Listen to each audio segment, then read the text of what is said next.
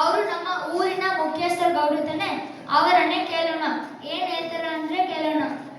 ಸರಿ, ಎಲ್ಲರೂ ಹೋಗೋಣ. ಗೌಡರ ಆಗಮನ.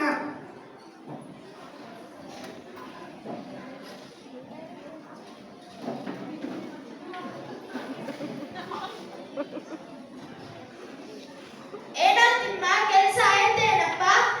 ಆಯ್ತು ಗೌಡ್ರೆ. ಎಲ್ಲರೂ ಗೌಡರ ಮನೆಯ ಕಡೆಗೆ ಬರುವರು. ಏನೋ ನಿಮ್ಮ ಊರಿನ ಜನರೆಲ್ಲ ನಮ್ಮನೆ ಕಡೆ ಬರ್ತಾ ಇದ್ದಾರೆ. ಬಡ್ಡಿ ದುಡ್ಡು ಕೊಡಕ್ಕಿರಬೇಕು. ಬರ್ಲಿ, ನನ್ ಖಜಾನ ಆದ್ರೂ ತುಂಬಲಿ.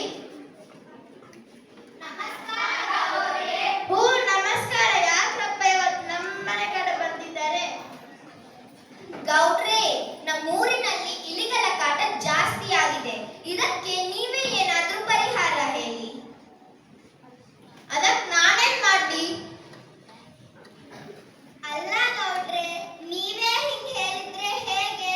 ನಾವು ಯಾರ ಹತ್ರ ನಮ್ಮ ಸಮಸ್ಯೆನ ಹೇಳ್ಕೊಳ್ಳೋದು?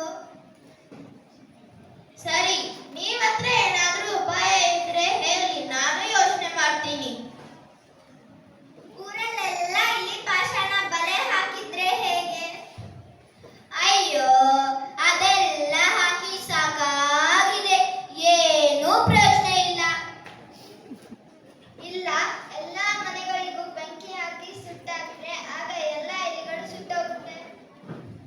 ಅಯ್ಯೋ ದಡ್ಡಣ್ಣ, ಹಿಂಗ್ ಮಾಡಿದ್ರೆ ನಮ್ಮ ಮನೆಗೆ ನಾವೇ ಬೆಂಕಿ ಹಾಕೊಂಡು ಹಾಕಲ್ವಾ? ಸರಿ ಗೌಡ್ರೆ, ನೀವೇನಾದ್ರು ಪರಿಹಾರ ಹೇಳಿ. ತಿಮ್ಮ, ನಮ್ಮೂರಿನ ಮುನಿ ಇದಾರಲ್ವಾ, ಅವನ್ನ ಇವತ್ತೇ ಕರೆಸು, ಡಂಗೂರ ಸಾರಿಸು.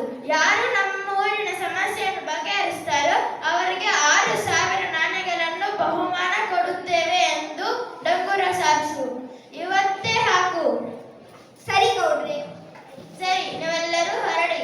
ಧನ್ಯವಾದಗಳು ಗೌಡ್ರೆ.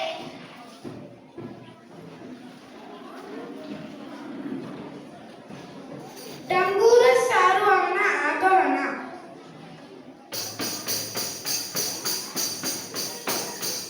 ಕೇಳ್ರಪ್ಪೋ ಕೇಳಿ, ಕೇಳ್ರಪ್ಪೋ ಕೇಳಿ. ನಮ್ಮ ಊರಿನ ಸಮಸ್ಯೆನ ಯಾರು ಬಗೆಹರಿಸ್ತಾರೋ ಅವರಿಗೆ ನಮ್ಮ ಗೌಡ್ರು 6,000 ನಾಣ್ಯಗಳನ್ನು ಬಹುಮಾನವಾಗಿ ನೀಡುತ್ತಾರೆ. ಕೇಳ್ರಪ್ಪೋ ಕೇಳಿ, ಕೇಳ್ರಪ್ಪೋ ಕೇಳಿ. ಕಿಂದರಿ ಜೋಗಿಯ ಆಗಮನ.